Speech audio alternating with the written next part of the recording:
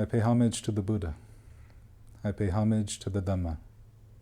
I pay homage to the Sangha.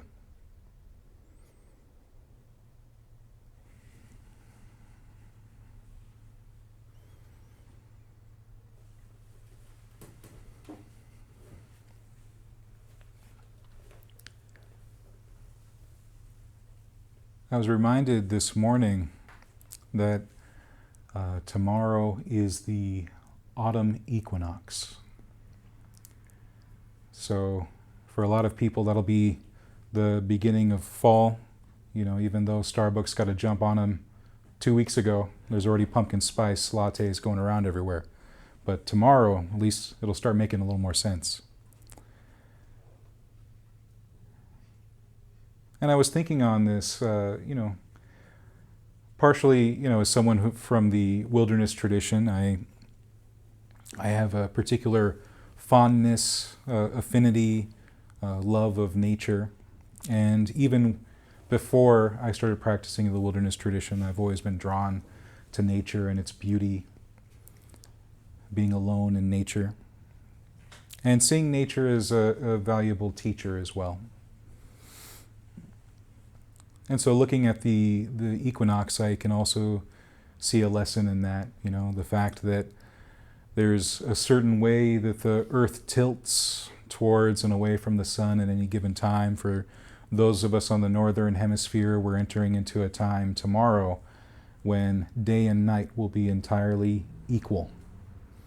And then it'll shift again, and the nights will get longer, the days will get shorter, until we get to the winter solstice and all of that. And we can make lessons out of all of that stuff, the idea of what it means to be balanced. Even this morning as I was facilitating the meditation, we were talking about the importance of being centered, of being collected, and how balance may be a good way of looking at that too. That as we sit to meditate and we're trying to tame the mind and develop skillful qualities, we're also learning how to be balanced. It makes me think of the quality of equanimity. When we talk about the Brahma Viharas, loving kindness or goodwill gets a lot of attention. Compassion also gets a lot. Sometimes it overshadows even loving kindness or goodwill. Empathetic joy tends to be like the middle child, kind of ignored. But equanimity, people have a weird thing with equanimity, I find sometimes, where either it's a thing that they entirely ignore about the path, or it's something that they think just is the goal of the path.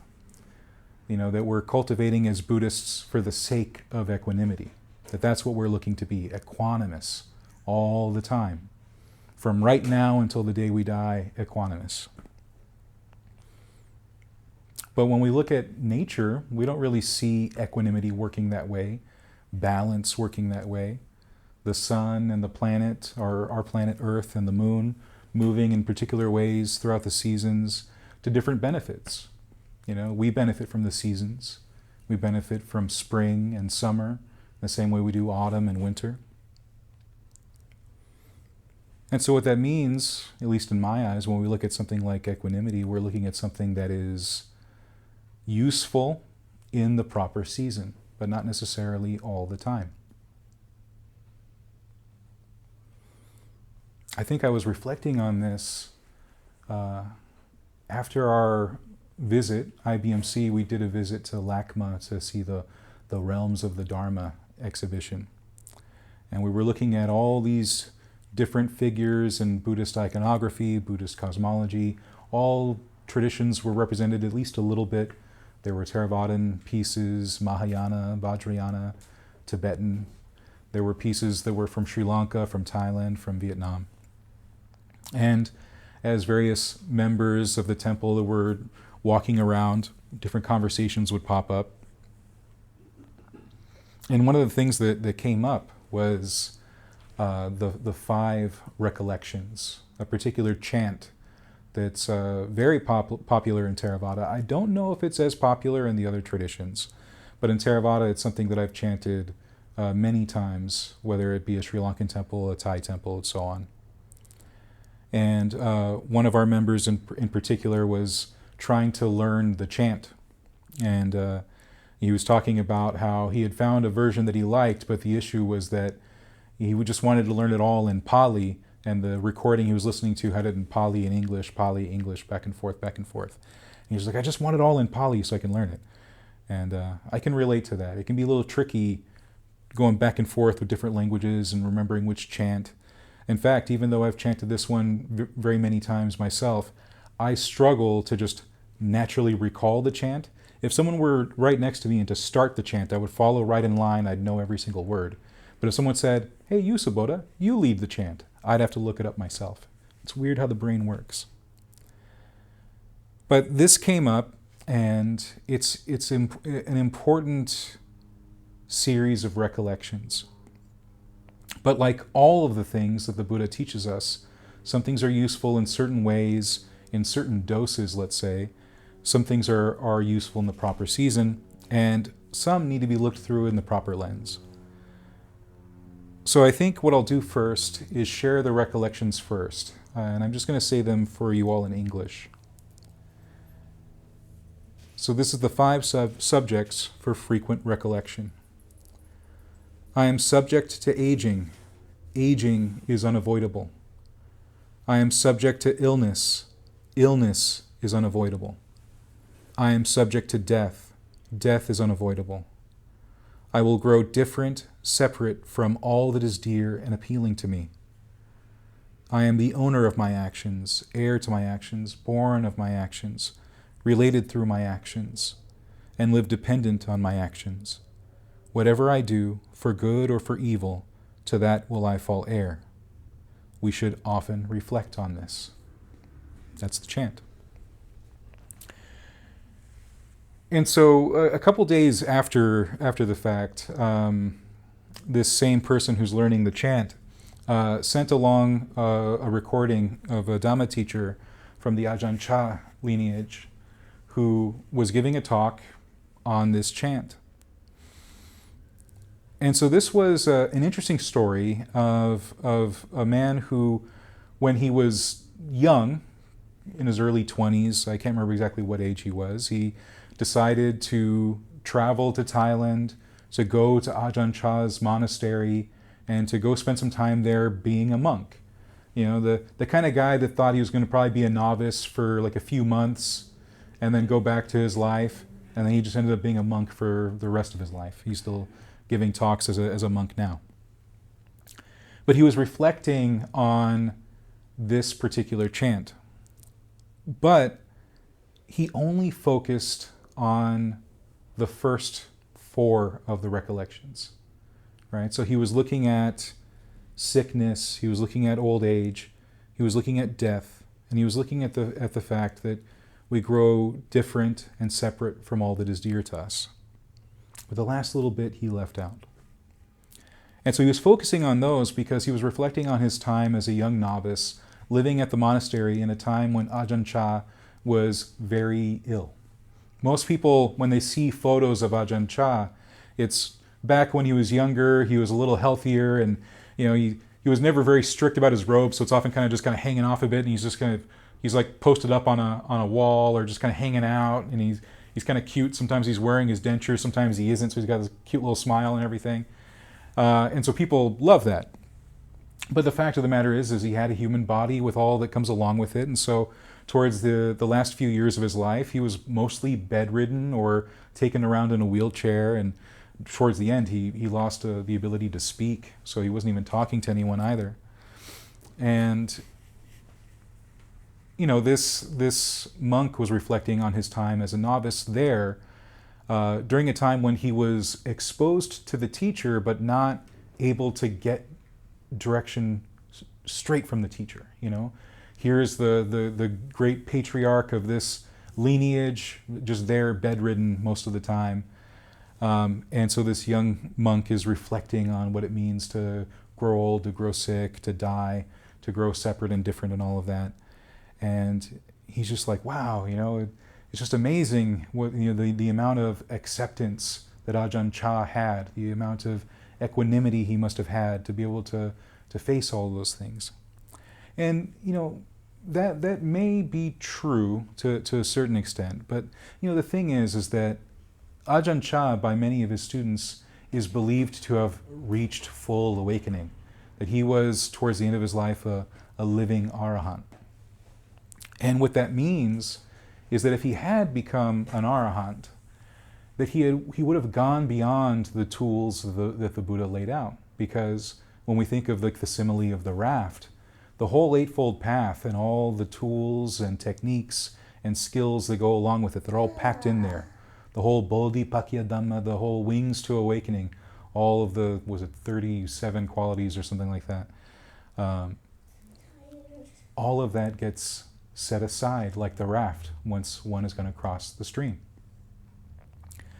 So if Ajahn Chah had a mind that was liberated in that way, it wouldn't be so much that he was really good at his equanimity, and it wouldn't necessarily be the case that he was perfectly balanced. It's that he would have gone beyond all of those issues entirely. One of the really visceral examples of what that is like that the Buddha gives is that he says that someone who's become an arahant still exists in the world, but they exist disjointed. The example he gives is kind of chilling, but I guess it was the best way he could get to the example. He talks of taking a cow, and it's as if someone had managed to skin the cow perfectly so that everything just kind of comes off, and then the skin is put right back on. So it's connected but not connected. And that's how the arahant lives in the world, disjointed. So they can still experience the world, they're still in the world, but, to quote a common phrase, in the world but not of it, in that way. So to what extent would he have needed equanimity in the face of his own suffering? To what extent was he suffering at all? And what really would have given him the most strength to have gotten to that place to begin with? As I said, this monk made what I view as a very common mistake of just focusing on those first four. And I think it's because those are the parts that we have the most trepidation towards. Because we really are afraid of old age. We really are afraid of sickness. We are afraid of death. We're very afraid of being separated from what we hold dear. But it's that other part that perhaps we don't acknowledge because we're afraid of that too, just in a different way. We don't want to own our actions. We don't want to be defined by our actions. We don't want to be heir to our actions, related through our actions, having our actions as our mainstay. The thing is that when we look at the path, we want to simplify it in a way that it's only about letting go. That was the other example that this monk gave, that Ajahn Chah just had this ability to let go and let go and let go and let go. He was equanimous. But how did the Buddha mean for us to be equanimous? In what regard? If you look at what the Buddha taught, he oftentimes took something that was the end of a particular tradition. And what I mean is that in terms of means and ends, that you have means of a practice to reach a certain end. And he would take the ends of certain practices and say, actually, that's a means, not an end. And he did that with the Brahma Viharas as well. There were certain people that practiced, and their whole practice was basically bhakti, just devotion and love and things like that. And the Buddha didn't say, that's useless. He goes, no, it's useful. But push further, go further, see it to its end. And he said the same of compassion. He said the same of empathetic joy. He said the same of equanimity. And it's also true of the entire path of it itself. The path is not an end. It's a path leading to an end. And that path is shaped by our intentions. It's shaped by our actions, what we think, what we say, what we do. And what that means is that someone like Ajahn Chah, whether he was a full arahant or even just approaching it, if he was going to define himself at all, it would be in that last part. He wouldn't have defined himself by his body, which was displaying sickness, old age, approaching death. And he wouldn't have defined himself in terms of his mind. Who knows what state his mind was in, but he wouldn't have really thought of himself in terms of that either. I think it's very strange that as Buddhists, we've tended to want to situate Buddhism around this big discussion on no self and hold it as extremely important in the scheme of things. But then at the same time say, well, you think you're a self, but what you really are the aggregates. Your form, your feeling, your perception, your volitional constructs or fabrications, your consciousness, and so on.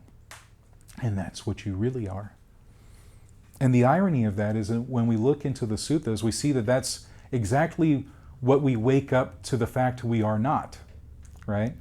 In other words, as we become a stream enter and onward, we stop identifying with the aggregates. We don't claim them as I, me, or mine, but instead start looking at them as processes, things that we're involved in, various ways we try to feed and satiate ourselves through sensuality and becoming and non-becoming, the various things that we crave. And so someone who becomes a stream enter and onward, they're already breaking up their associations with those things, with those aggregates. And it's not that they don't define themselves by them, but rather they define themselves very weakly to them. Rather than looking at them as an end, looking at them as a means. The aggregates then become means of our escape, our liberation, our unbinding. That's how we end up using form and feeling and perception and so on. And all of that, because these are phenomena, because these are things that are acted upon through intention and will, go right back to action again. So that last part of these 5 recollections really cannot be left out. Because for those of us who are not yet arahants, even those of us who may be non-returners, once-returners, stream enters, or those just working our way up towards that, we have to understand in what regard we're defining ourselves, to what extent we're defining ourselves, and to what extent we apply things like equanimity, and what it is that we let go of as we're developing. So as we go through life, there are plenty of things that we need to let go of, and plenty of things we need to be equanimous about, right? Equanimous about. Often those things are outside of the mind and the heart, outside of our intentions. We can't control the body. We can't really control the brain, but we can control the mind. And I make that distinction because we have, at least in my tradition, examples of ajahns, forest monks who are teachers, who ended up in their later years getting dementia, Alzheimer's of different kinds. And they were, in at least some cases, one example, my teacher's teacher, for example, was able to, for the most part, maintain his mind despite his brain doing funny things.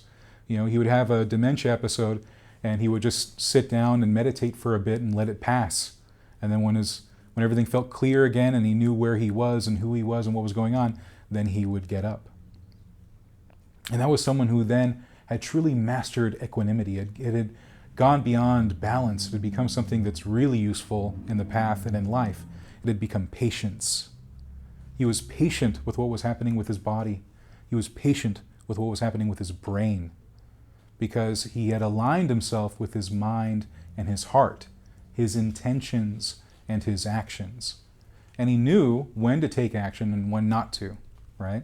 If things were feeling a little too unstable, he would set aside a space for himself to sit until things felt stable again. And he'd get up and get back to what he was doing, which is a very powerful lesson, I think. So each of us, as we're practicing this path, might want to reflect on the fact that dispassion and letting go and equanimity are not something that you just paint across the entire face of your life, let's say. It's something used strategically in each of those cases. Letting go is something that we do strategically as well. When we're developing the path, even when we're sitting down to meditate. You'll often hear my instructions when we're sitting down to meditate, setting aside greed and distress with reference to the world. That's the use of something like balance, poise, patience, equanimity. It's keeping in mind what needs to be set aside so you can do the real work inside, what's happening in your heart and mind. So I would like to think, I never met Ajahn Chah, of course, but I would like to think that someone in that position who's gone through years of training in that way, when their body stops working, they turn inward and see what's happening in the mind and in the heart. And that's also a place of action. We tend to think that action's only bodily, something that we do with our fingers, our faces, our arms, our limbs, and so on. Action happens within as well. There's so much activity happening right in here. And even in the internal aspect of the body, we only tend to also think of the body as something external as well. I've been having a series of discussions with a couple people lately in regard to Paticca Samuppada that I've been talking about in my last talk a couple months ago. All of the various ways that we give rise to craving and clinging and suffering in the first place, and how we find our freedom from all of that, how we find our unbinding, and it's often through the same means but used to different ends. And there's this whole issue of contact that comes up. We have these senses. We have our eyes, our ears, our nose, our tongue, our body. Our mind is also considered a sense in Buddhism. And there are some people who think that contact is only an external thing. The senses reach outward, come into contact with the world, and that's where stuff is really happening. But there's also internal contact. The form that we have, there's also a sense of it from within. Even without the rest of the world, we have a sense of our own body. Feeling also has an internal component. Perception, fabrication, and consciousness are extremely internal as well. They're aspects of name, or in other words, the internal mind, heart. And all of that is to say that even as we sit down to meditate, as meditators, as Buddhists, there is always activity and always action happening, even if the body itself is not moving. All of those aggregates, all of those factors, those aspects that we can pick up at the appropriate time to say, yes, I will define myself by this and not that. We can do that all right here, sitting here, all of that activity, all of that action. So even as we reflect on the 5 recollections and at the very end, focusing on action, we need to have a very broad sense of what action is too, because action is not always what's happening externally. Action can also be what's happening internally. And so that means that for the Venerable Ajahn Chah, even as he was sitting there, a lot was happening internally. And some of his students were aware of that. But I would hazard a guess that if he was as advanced as most people believe him to be, it was more than just this sense of letting go. It was more than just this sense of equanimity. It was the entire path established in his mind and his heart, so that he could be truly free, even free from equanimity, which is a weird way to think for those of us who are still on the path. But I think that highlights how much we have left to go. We want to let go of everything, including the path, right away. That's not how letting go works. That's not how dispassion works. What that means is for those of us who are on the path right now, we may develop dispassion towards old age, sickness, death, dispassion towards the fact that things might be taken from us. I might go into the parking lot later today and not see my car there, Who knows? But what I am going to cling to right now as a Buddhist, what I am going to be passionate about are my actions, internal and external, what I think, what I say, and what I do. Because that's my mainstay. That's my very means of achieving liberation. And it's yours too. So I'll end my talk there.